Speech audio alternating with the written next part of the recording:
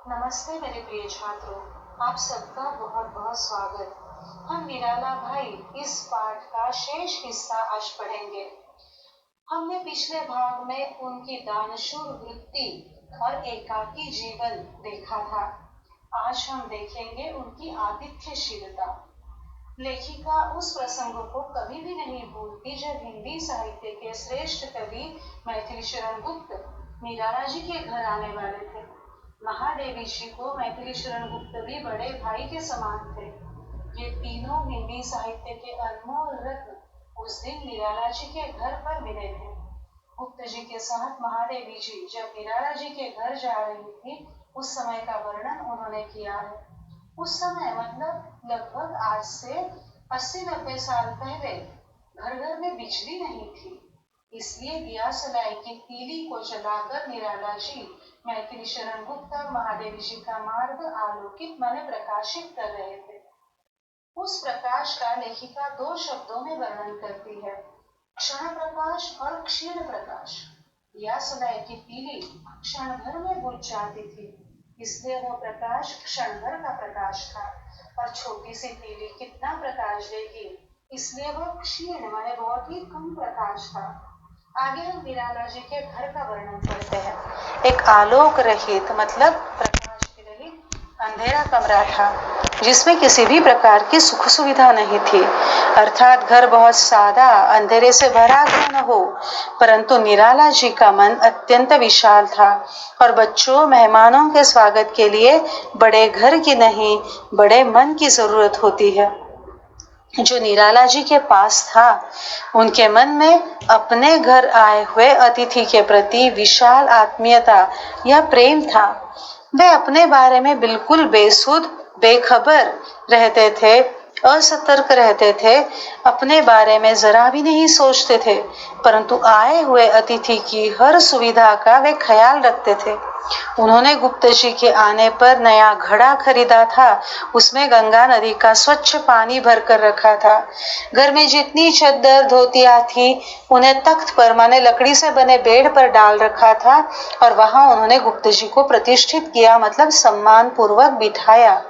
रात में ये दोनों महाकवि आंगन में तारों की रोशनी में देर तक बातें कर रहे थे। दोनों कवि थे, मर्यादावादी थे, भारतीय संस्कृति, प्रेम, मानवता आदि का संदेश देते थे और अन्याय के खिलाफ आवाज उठाने में, विद्रोह करने में जरा भी नहीं कतराते थे।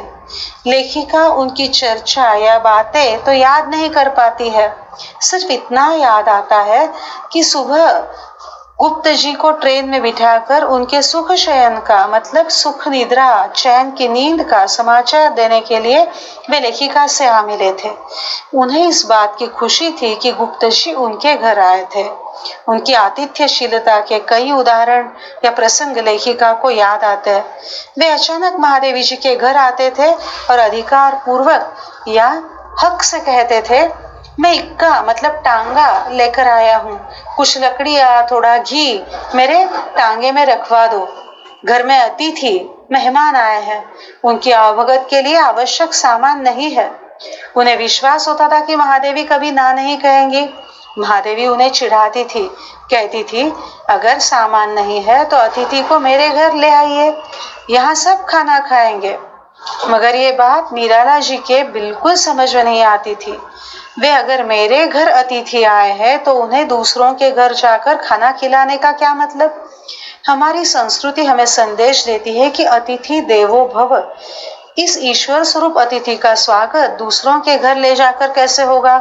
वे बाल सुलभ मतलब बच्चों जैसा विस्मय माने आश्चर्य का भाव चेहरे पर लाकर महादेवी जी को देखते रहते थे।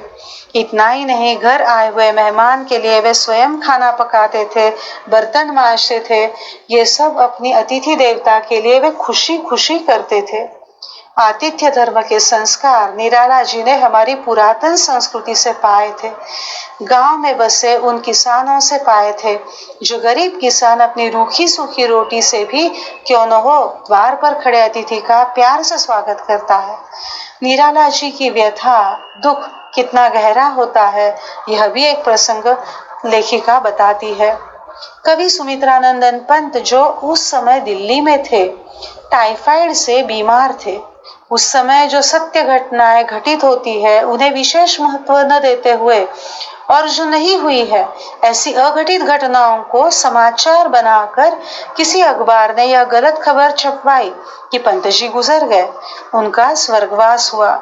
यह खबर पढ़कर कुछ पल भी नहीं बीते थे कि अचानक निराला जी महादेवी जी के घर पहुंच गए।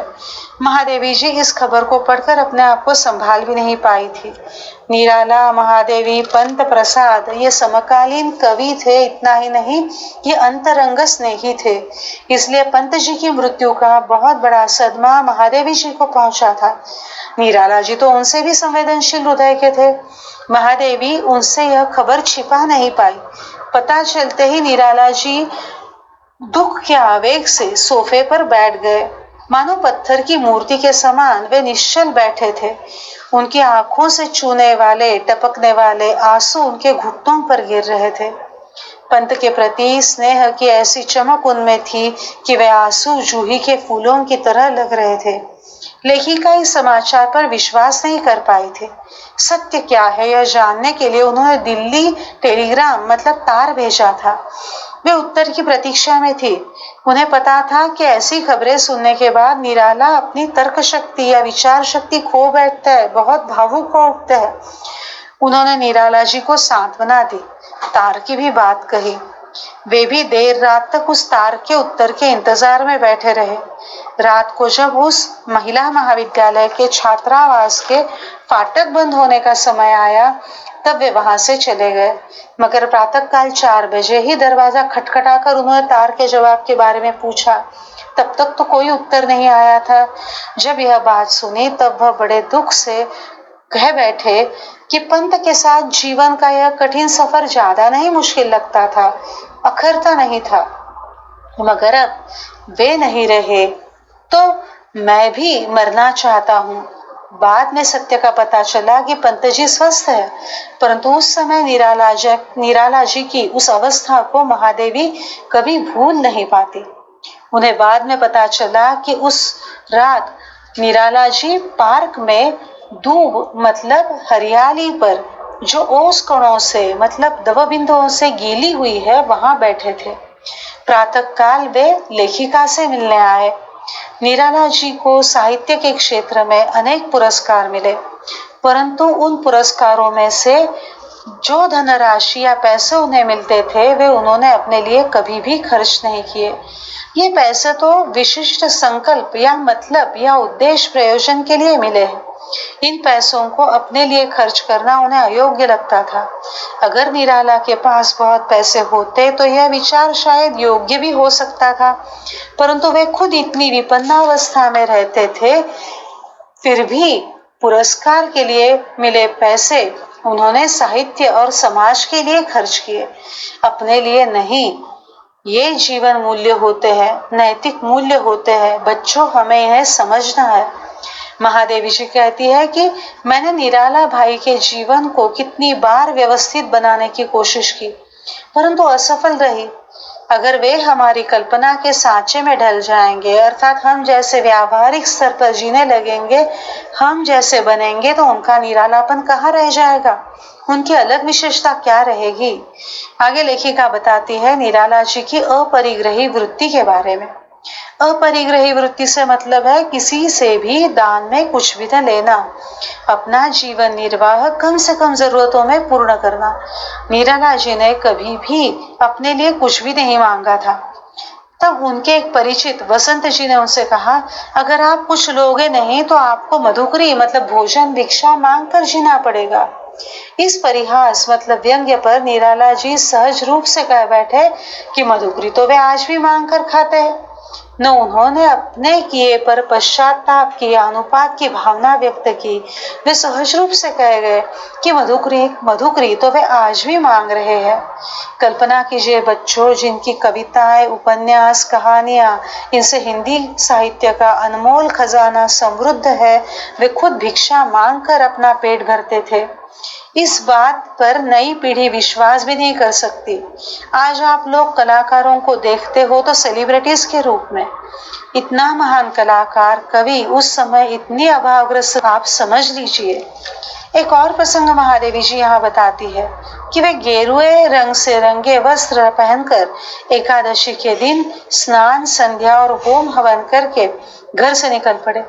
गेरुआ रंग माने लाल मिट्टी का रंग। ये लाल रंग कपड़ों पर कुछ ज्यादा ही था। ऊपर उन्होंने अंगोछा माने तौलिया भी नहीं लिया था। यह कपड़े शरीर पर मानो ऐसे लग रहे थे जिनके कारण सारा शरीर गेरुआ बन गया था। वे चलते फिरते मिट्टी के पर्वत के समान लग रहे थे जो धूप में चमक रहा हो। महादेवी जी से उन्होंने कहा, अब मैं सन्यासी बन गया हूँ। अब ठीक है, किसी भी छायादार नीम या पीपल के पेड़ के नीचे बैठकर मांगी हुई 2 रोटियां खा लूंगा और गीत या कविता लिखता रहूंगा। इन दोनों भाई बहनों में हास परिहास तो नित्य की बात थी। महादेवी जी ने भी उन्हें उत्तर दिया, आपके इन गेरुए वस्त्रों से मुझे बस इतना ही फायदा होगा कि कपड़े धोने का साबुन का खर्च बच जाएगा, क्योंकि ऐसे कपड़े कभी मटमैले नहीं दिखते। परंतु आप जिन नीम और पीपल के छायादार पेड़ों की बात कर रहे हो, वैसे छायादार पेड़ अब कितने बचे हैं? इसलिए आपको धूप से बचाने के लिए मुझे जगह जगह छप्पर डलवानी पड़ेगी। हंसी मजाक तो होता रहता था, परंतु महादेवी जी के मन में यह विचार आया कि क्या इस देश में माँ सरस्वती अपने वैरागी मतलब संन्यस्त भाव से जीने वाले पुत्रों की परंपरा अक्षुण्ण मतलब अबाधित रखना चाहती है। सरस्वती पुत्र मतलब विद्वान, बुद्धिमान व्यक्ति जो भौतिक सुख सुविधाओं से दूर रहता है, वह विरक्त भाव से जीवन जीता है, विद्या अध्ययन चिंतन मनन में व्यग्र रहता है। स्वामी विवेकानंद, रामकृष्ण परमहंस, महात्मा गांधी, विनोबा भावे जैसे महान विद्वान सांसारिक मोह माया में कभी भी नहीं फंसे थे। माँ सरस्वती कवि निराला पर इन महान पुरुषों के मार्ग पर चलने की क्षमता पाती है। छात्रों, अब इस भाग में जो नए शब्द आए हैं उन्हें हम एक बार देखते हैं। प्रहरी का अर्थ है रक्षक, बेसुध माने बेखबर, मर्यादावादी मतलब संयमशील, विद्रोही क्रांतिकारी, विस्मय आश्चर्य, सहर्ष मतलब खुशी से, सघनता गहराई, ओस मतलब तुहिन बिंदु ड्यू ड्रॉप्स, धूप माने हरियाली, निस्तब्ध बिल्कुल शांत, मुखर मतलब व्यक्त, अपरिग्रही किसी से दान में कुछ भी न लेने वाला, मधुकरी भोजन की भिक्षा, कोश माने खजाना भंडार, अधोवस्त्र माने धोती, उत्तरीय कंधे पर लिया जाने वाला वस्त्र, गैरिक मतलब गेरुए रंग का, परिधान पोशाक, अंगोछा माने तौलिया, उपसंहार माने समापन समाप्ति, अक्षुण्ण मतलब अबाधित अखंडित, आतंक मतलब डर या भय, मलिन माने मैला। इस प्रकार इस पाठ में आए हुए नए शब्द हमने देखे। शेष हिस्सा इस पाठ का हम अगले लेक्चर में करेंगे। धन्यवाद।